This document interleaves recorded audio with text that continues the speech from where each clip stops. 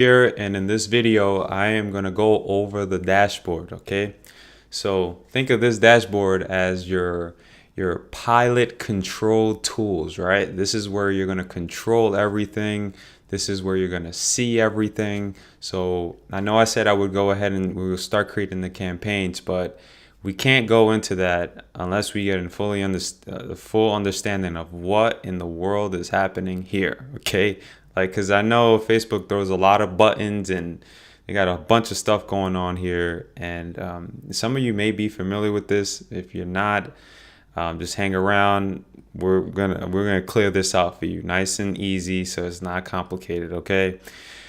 All right. So right away, when you come to this dashboard on the left hand side, this is where you're going to see your campaign names, and you're going to see that in a couple of seconds when we create the campaign.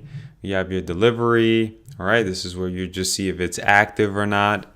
You'll see your budget here. All right, so you'll see, like, if you specified you got like a $20 budget, you'll see that there. Your results, your reach. Okay, and what you could do too here is, like, if you don't understand something, you could just hover over it. And believe me, it even happens to me. I haven't spent thousands of dollars on Facebook ads.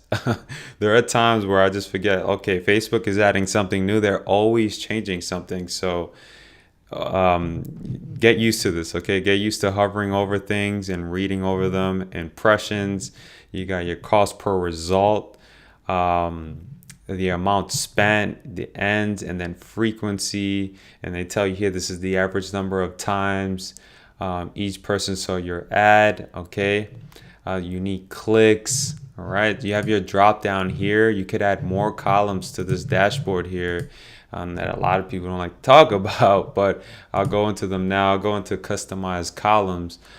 When you create these Facebook loaded campaigns, you're gonna want to add columns. You want to see how much you're spending, like who's buying and things like that. So I'm going to show you how you can do that here. So what this does is it just gives you more insight throughout your campaign. So when you're running your campaigns, if you're curious to see, like, how many people are watching your videos, like, is anybody clicking, like, you're gonna have a bunch of questions that come up, right? And that's normal. When you create campaigns, you should always be asking yourself questions like, who's clicking on my ads? How many people are watching my videos? Who shared it? Like, does someone leave negative feedback, or, those type of things. Okay, so it's just like basic stuff. Like, just ask yourself those questions, like, so you have better clarity on your campaign. Okay, and you could scale a bit better once you have that clarity. You understand already. If you see that you created an ad campaign and it's not working out, like, it's not getting any clicks, but this thing is sucking up the budget, it's like pulling it, then you want to cancel that. All right, so I'm going to show you here exactly how we do that. So Facebook gives you a bunch of options here. So for performance, you can see your results rate. I really use this one. I'm usually using cost per click all, click-through rate, and clicks all, because it gives me an overall view on what's happening with my campaign. So you could check these all on here, okay? And those show up in the tab once we confirm it, okay? Then these I don't really worry about that much. What I want you to keep in mind here is that, like, I'm giving you my perspective, my process, but, feel free to use your own methods as well. So if you feel like, I don't need cost per click, I just need to know if they clicked. So you may want to choose a different option and see, you could type it in here. Like, if you want to see, like, who saw your video, or like you're running a video ad or something, you could type in here. Okay, type in video, and then you'll get like a bunch of different options. Do you want to see people like videos that were watched at 25%, videos that were watched at 50%, videos that were watched at 75%? Whatever information you need, you just type it in here. Okay, so you get a better understanding. I want you guys to get used to leveraging this out because you're going to be using it a lot throughout your campaign creation process and these loaded Facebook ads. This is all very important stuff. This is another one too, cost per 1,000 people reached. This is more useful for people who are running cost CPM ads. Okay. So cost per 1,000 impressions. You can run ads where you'll only pay per 1,000 impressions. Okay. So you won't pay for clicks or anything like that, but you'll pay for the impression. So if you need more clarity on that, you just check it off and you'll see it. So page posts, if you're running like engagement ads and things like that, you could choose one of these options here, like how many people liked it, how many people left a comment, who's sharing it. And here's what I'll do, because I know a lot of you are new, and I could just go on for days and give you a lot of stuff on this, but I would prefer to just leave you with the basics, so you when you start creating these campaigns, you have the basics already set.